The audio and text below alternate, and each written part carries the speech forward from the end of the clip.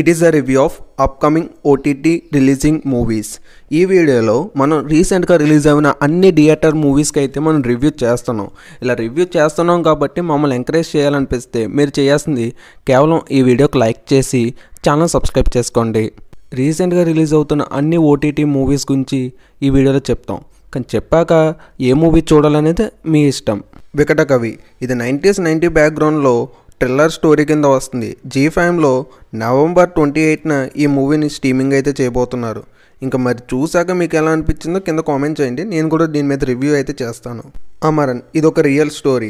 శివకార్తికేయన్ మూవీస్లో ఇది ఒక నెంబర్ 1 మూవీ అని చెప్పుకోవచ్చు. ఈ మూవీని చాలామంది ఇప్పటికే థియేటర్స్లో చూశారు, మంచి హిట్ అయితే అయింది. ఇప్పుడు ఓటీటీలో చూద్దామని వెయిట్ చేస్తున్న వాళ్ళకి నెట్ఫ్లిక్స్లో ఈ మూవీని అయితే నవంబర్ 29 అయితే స్ట్రీమింగ్ చేస్తున్నారు.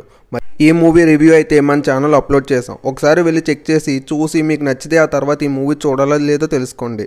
బేడీ బెగ్గర్ ఈ మూవీ థియేటర్స్లో రిలీజ్ అయ్యి మంచి టాక్ అయితే తెచ్చుకోలేక మూవీ అయితే అంత సక్సెస్ అవ్వలేదు. సో మూవీ అయితే అంత ఇంట్రెస్టింగ్ అయితే ఏమీ లేదు. నాకైతే మూవీ అయితే నచ్చలేదు. ఈ మూవీని అయితే ఇప్పుడు ఓటీటీలో అమెజాన్ ప్రైమ్ వాళ్ళు నవంబర్ 29 అయితే స్ట్రీమింగ్ చేయబోతున్నారు.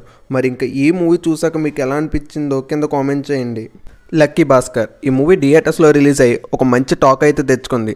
ప్రజెంట్ ఇప్పుడు నెట్ఫ్లిక్స్లో నవంబర్ 30న ఈ మూవీని అయితే స్ట్రీమింగ్ చేయబోతున్నారు.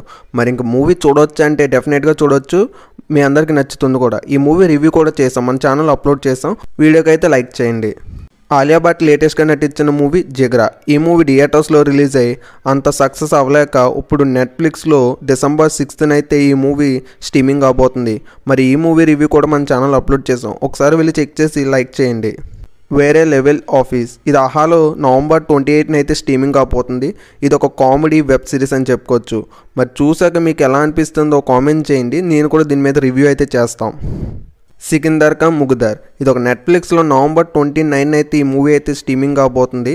మరి ఈ మూవీ అయితే థ్రిల్లర్గా ఉంటుంది. తమన్నా గారు అయితే మెయిన్ లీడ్లో యాడ్ చేశారు. పారాషూట్ ఇది డిజ్నీ ప్లస్ హాట్స్టార్లో నవంబర్ 29 అయితే రిలీజ్ కాబోతుంది.